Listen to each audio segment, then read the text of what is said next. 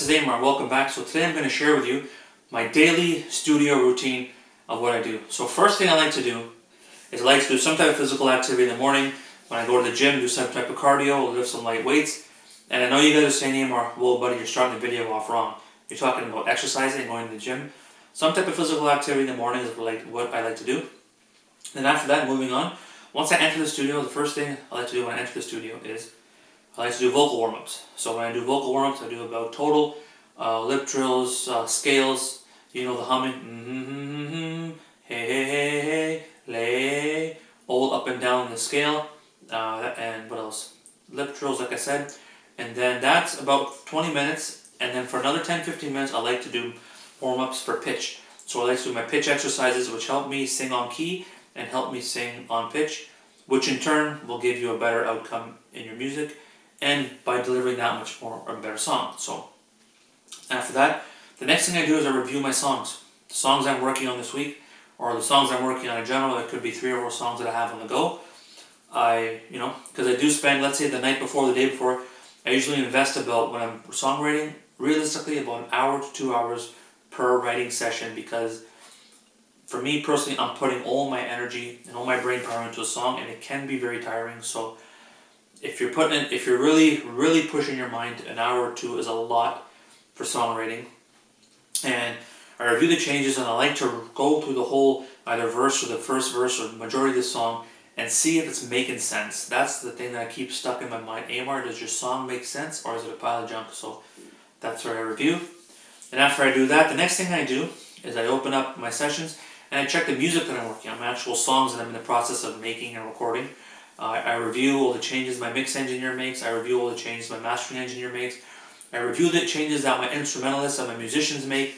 And I like to listen to each new song for a maximum of no more than 10 minutes, because I find if I start listening to a song that has changes done for more than 10 minutes, my mind and ears are going to play tricks on me, and it's all going to sound the same, or I'm going to end up hating it. So that's one thing that I try to limit myself, is listening to the changes for 5 to 10 minutes.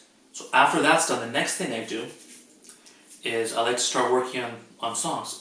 So whether it be recording vocals, recording verses, adding some extra production, or actually, this is also a part of my studio time, is actually video calling or phone calling or FaceTiming my musicians and instrumentalists and talking about current projects, new projects, or if I have a song that's completed and totally written, then I like to say, you know what, this is the kind of style that I want to do. I want to start, let's say my new song, I want it to be like totally alternative rock, and this is how I want the verse to go, and this is how I want it to progress. So I could even spend an hour talking to them, and that's still part of music making. So when I'm in the studio, it's not just I come in the studio and just start singing and that's it. Many things have to be done, in my opinion and in my musical path. So after that, the next thing I do is the instrument that I play is guitar. I'm not a professional player. I'm not a session musician.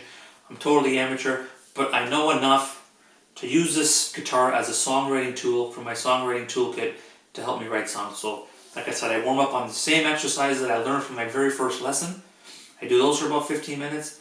Then I really practice my bar chords rigorously to maintain the strength of my hands and fingers, because if I do a live performance for, let's say realistically, I even sing 2 songs, I want to make sure my fingers are strong enough, and coming back to my vocal exercise, my whole body and everything is up to par to give you that best performance, or listen to that best performance. So that is key.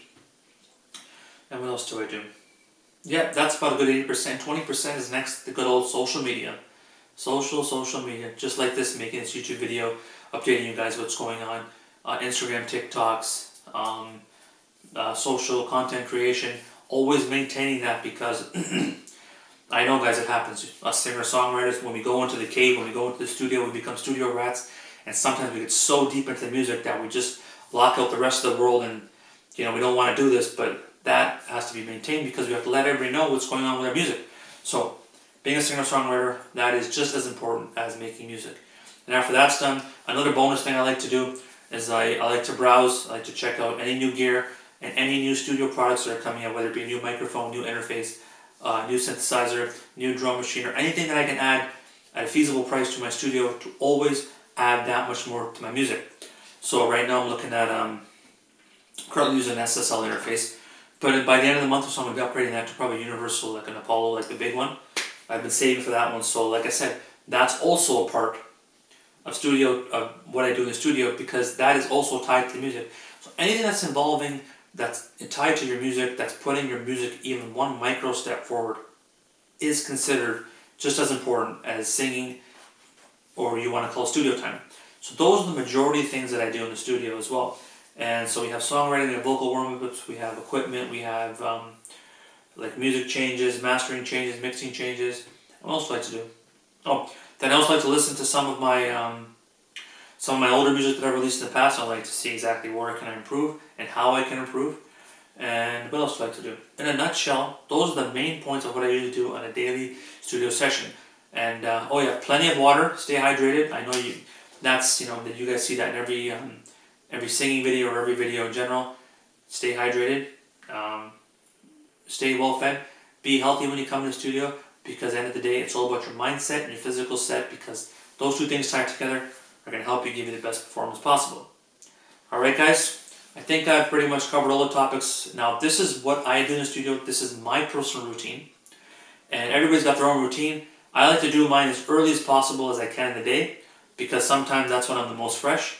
And then sometimes in the evening I like to do the more fun part of creating music, because that just involves a mood and a vibe. And this is my daily studio regimen and routine. It can be different for every single person. But the main thing you gotta remember, guys, do what works for you. And the last thing I can tell you is the biggest tip that I give myself and anybody who asks me: we're making music, guys. Just have fun.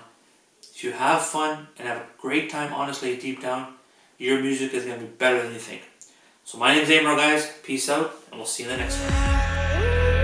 The strings on my guitar have gone so far. They say everything about you